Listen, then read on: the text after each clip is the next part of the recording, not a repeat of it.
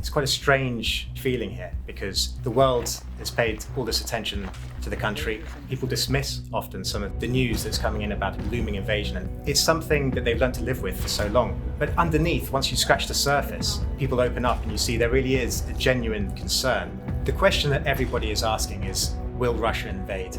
My name is Nils Adler, and I'm a freelance journalist for Al Jazeera in Ukraine. And between us, I moved from cautious optimism to extreme pessimism on whether Russia will invade Ukraine.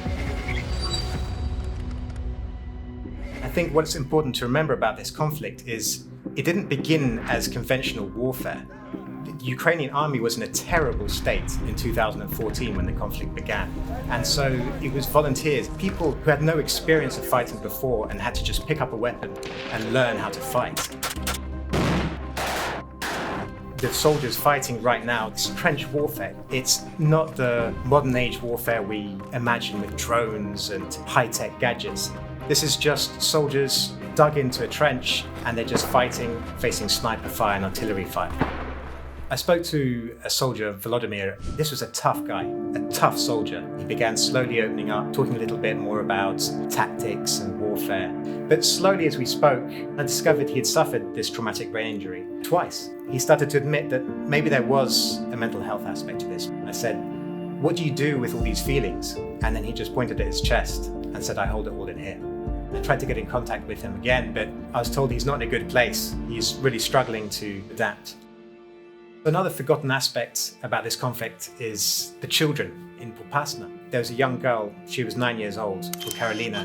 She remembers the shelling back in 2014, taking shelter in this kind of makeshift bomb shelter that the family had created. And she is scared that it's going to happen again. As a father of three myself, when I was speaking to Karolina, I thought this is not something children should have to be thinking about. So I visited Kharkiv, which is located precariously close to the border with Russia.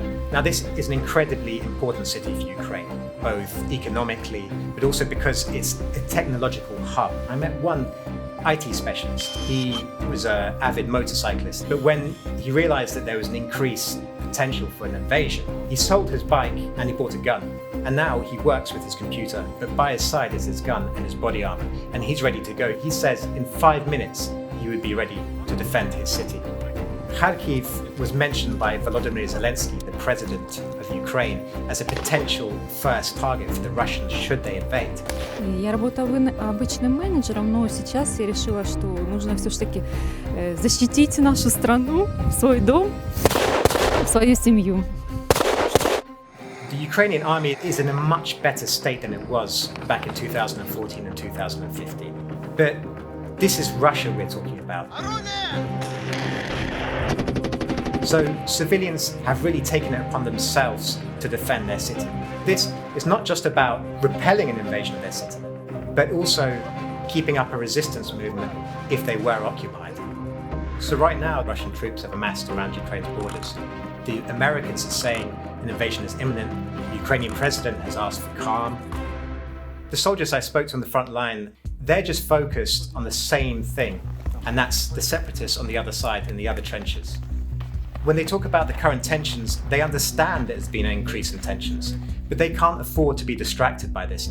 That for them is another world. It's a world for politicians to deal with.